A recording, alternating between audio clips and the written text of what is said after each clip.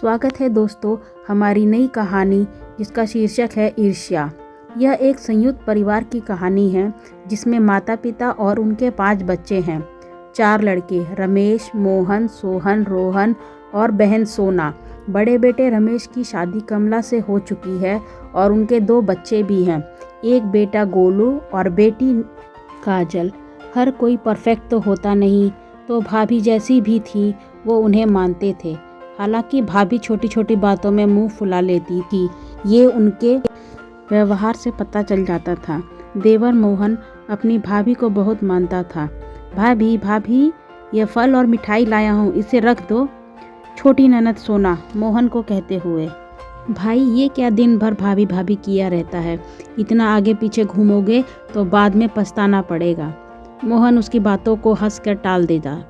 घर में खाना बनाने और बर्तन धोने की जिम्मेदारी बहू निभाती थी और सास और ननद मिलकर कपड़े धो देते थे। ससुर सरकारी नौकरी में थे, पति किसी प्राइवेट कंपनी में नौकरी करते थे।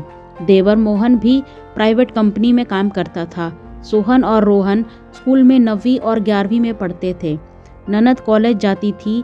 ननद जब भी घर पर होती तो अपनी भाभी खाना बनवाने में मदद करवा देती थी। भाभी के दोनों बच्चे पहली और दूसरी कक्षा में पढ़ते थे। घर का खर्च रामलाल और मोहन मिलकर चलाते थे। बड़े बेटे को कहा कि तुम्हारी बेटी है तो तुम अपनी बेटी के लिए सेविंग करो, ये सेविंग्स तुम्हारी बेटी की शादी में काम आएंगे। मोहन जब भी अपनी माँ और बहन के लिए कपड़ा लाता तो अपनी भाभी और उनके बच्चों के लिए भी लाता। अपनी भाभी के लिए एक दिन पलंग ले आया तो माँ ने कहा, क्या ज़रूरत थी खरीदने की, तू भी कुछ सेविंग कर ले, तेरी भी शादी होगी। तो वो कहता, कोई बात नहीं माँ, अपना ही परिवार है। अपने छोटे भाइयों सोहन और रोहन की फीस भर देता। जब भी उसे पेमेंट मिलती तो वो सबके लिए जलेबी, समोसा या और कोई खाने की चीज़ ज़रूर लाता। कुछ साल बाद मोहन के लिए रिश्ते आने लगे। मोहन के पिता के मित्र द्वारा लाए रिश्ते को पसंद कर लिया गया।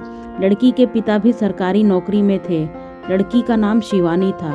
लड़की ने ग्रेजुएशन किया था, उसे सिलाई कढ़ाई सब आता था, घर का काम करना भी आता था।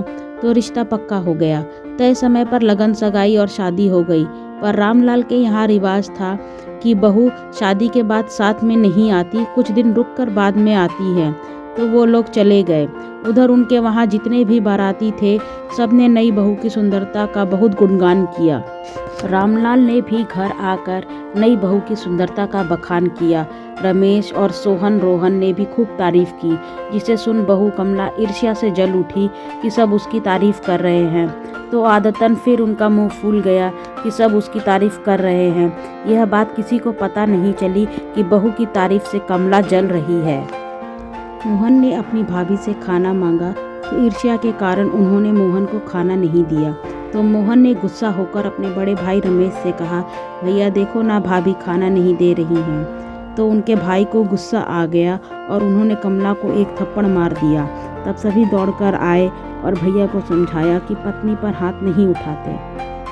भैया को भी शायद इसलिए गुस्सा आया कि उन्हें लगा होगा कि ये भाई हम परिवार वालों के लिए कितना करता है और मेरी पत्नी उसे खाना नहीं दे रही। कमला का भाई जब आया तो उन्होंने अपने भाई को मोहन के पैर छूने के लिए मना कर दिया, जिसे बाहर बैठे मोहन ने सुन लिया और उसे बहुत बुरा लगा। जिस भाभी के पीछे घूमता था वह दिल की कितनी बुरी है। आज उसे अपनी बहन की कही बात याद आ रही थी कि ज़्यादा भाभी भाभी मत कर वरना बाद में पछताएगा। पर उस दिन के बाद से देवर और भाभी में कभी बातचीत नहीं हुई। कुछ दिन बीत गए, फिर बहू को लाने की तैयारी होने लगी। मोहन अपने छोटे और बड़े दोनों भाइयों के साथ अपनी बहू को लेने गए। अपनी पत्नी को विदा करा घर ले आए। तो ईर्ष्या के कारण भाभी अपने इतना आदर करने वाले देवर के आदर से दूर हो गई। दोस्तों, क्या देवर को अब आगे भी घर चलाने में उसी तरह सहयोग करना चाहिए? कमेंट कर जरूर बताएं। Thank you for watching.